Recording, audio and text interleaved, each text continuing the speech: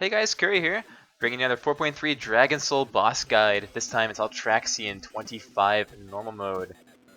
Basically, this guy's a giant void dragon that wants to mess you up.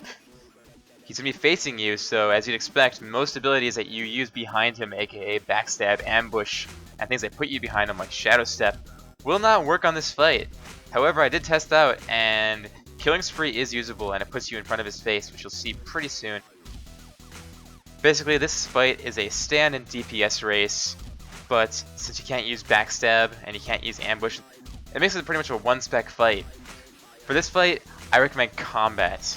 Subtlety and Assassination get most of their DPS from the fact that they can use behind the target attacks. You can't do this on that fight, so it's better if you just stick with combat. Additionally, Ultraxion has a debuff on him that allows him to not parry any of your attacks. So you don't have to worry about being in front of him. He will take all your attacks, as long as you're hit capped. There are issues with poisons, however, which is another reason why combat's recommended. Rogue cooldowns are perfect for Ultraxion. We have Feint and Cloak of Shadows. Both of those used in conjunction can be really powerful. What I recommend doing, for the first hour of Twilight, aka the big purple blast that you saw about 20 seconds ago, just feint it. You can stay in, not use your extra action button, and just stay through the damage. But for the second one, right here, you'll see that I have some cooldowns running and I'll be just getting up deep insight right now. So, I recommend keeping your Cloak of Shadows for the second one, because that way you have no chance of dying and you're able to put out optimal DPS on the boss. Overall guys, it's possible that you never need to leave the boss unless you're getting the Fading Light debuff. As long as your HP is above 150k, all you need to do is feint when he does his giant purple orb, aka Hour of Twilight, and you'll be able to make it fine. Alternatively, you can Cloak of Shadows. But the general gist of the fight is, you want to use Cloak of Shadows on Ultraxion to stay in whenever you are able to have a cooldown to use. However, if you ever get Fading Light, make sure you get out. You do not want to use Cloak of Shadows on that. It does not work. And if you don't do it, it's a one-shot. Now basically, this guy just gets more powerful and more powerful. He gets a stacking buff that makes a giant AoE pulse tick faster and faster and faster. So as the fight progresses, it gets harder and harder and harder for healers. What you need to do is roll feint as the fight progresses, especially towards about 30% forward. If you're not rolling feint, you're doing your healers a major disservice. Additionally, speaking of healers, don't pick up gems on the floor. Those are meant for healers only. They increase your spell throughput, as well as casting and things like that. We don't gotta worry about them because we're rogues. Now, the number one thing that's probably going to kill you on this fight, if you ever get stuck where you can't use Feint or Cloak of Shadows, is the button in the middle of my screen that's purple and has little swirly vortex thingies.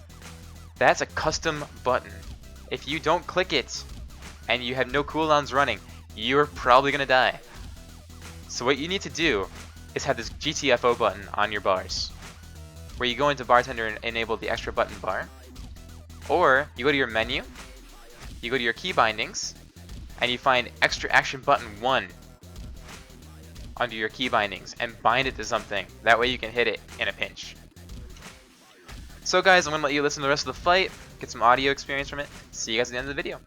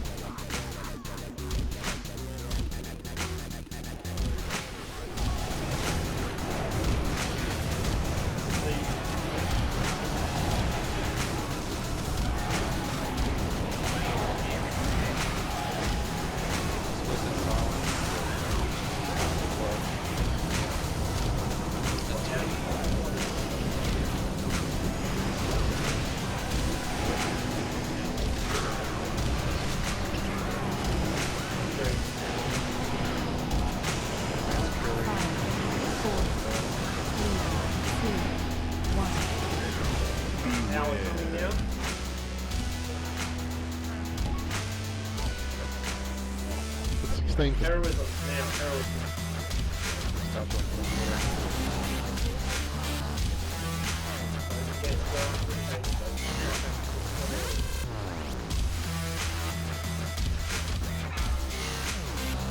off a kidney and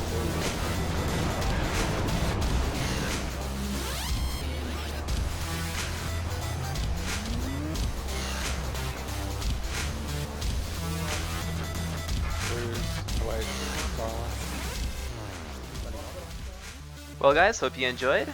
Please come back for some more rogue and melee point of view videos. I raid every Wednesday, Thursday, and Sunday live on twitch.tv/Cur1. Curry signing out. See ya.